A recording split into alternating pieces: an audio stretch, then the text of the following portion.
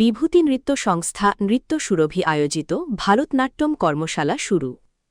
বরাকের জনপ্রিয় নৃত্য সংস্থা নৃত্য সুরভি আয়োজিত ৩ দিনের ভারতনাট্যম কর্মশালা বুধবার থেকে শিলচর সঙ্গীত বিদ্যালয়ে শুভারম্ভ হল।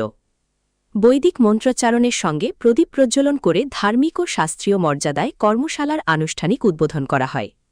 উদ্বোধনী অনুষ্ঠানে উপস্থিত ছিলেন বিশিষ্ট নৃত্যশিল্পী ও সঙ্গীত বিদ্যালয়ের অধ্যক্ষা নন্দিনী চক্রবর্তী, বিদ্যালয়ের উপদেষ্টা ও সাংস্কৃতিক সংগঠক ভাস্কর দাস, লামডিং থেকে আগত প্রশিক্ষক ও নৃত্যশিল্পী এম.কে. প্রতাপ সরকার, স্কুলের অধ্যক্ষা জয়া চৌহান এবং অক্সিতা নুনিয়া।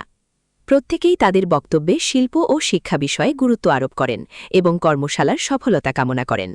অনুষ্ঠানটি সঞ্চালনা করেন সোনালী দাস। অনুষ্ঠানের আরেকটি বিশেষ মুহূর্ত ছিল নটরাজ মূর্তিকে পুজো করে কর্মশালার সূচনা, যা উপস্থিত সবাইকে মুগ্ধ করে। ৩ দিনের এই কর্মশালায় সমাগম হয়েছে বহু ছাত্রীর, যারা ভারতনাট্যমের বিভিন্ন কৌশল ও শৈলী শিখবেন। আয়োজকরা জানান, কর্মশালার শিক্ষতাগুলোকে সামনে রেখে ১১ জুলাই স্থানীয় বঙ্গভবনে একটি বিশিষ্ট প্রদর্শনী ও আবর্তন শীর্ষক অনুষ্ঠান অনুষ্ঠিত হবে। খুব ভালো করে শিখবে এরকম একজন গুণী শিক্ষক শিল্পী পেয়েছো তোমরা। যা শিখবে এই দুদিনে খুব মন দিয়ে শিখবে।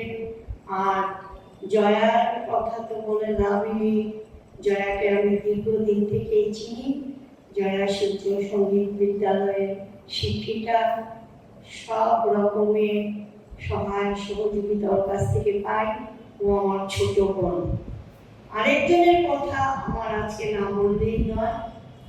জয়া এতটুকু এগিয়ে গেছে, যার জন্য পিছনে যার অনুপ্রেরণা সব রকমের সহযোগিতা করেছে জয়ার স্বামী অক্ষয় নুনিয়া। আমি এরকম একজন ভদ্রলোক নীরবে মৃদু হেসে হেসে সবসময় জয়াকে সাহায্য করে দেয়।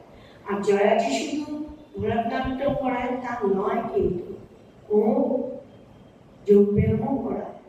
সেন্ট্রাল স্কুলে ও ব্যায়ামের টিচার, এবং যে পরিশ্রম করে সে এক একদিন স্কুল থেকে সোজা চলে আসে ক্লাস করাতে।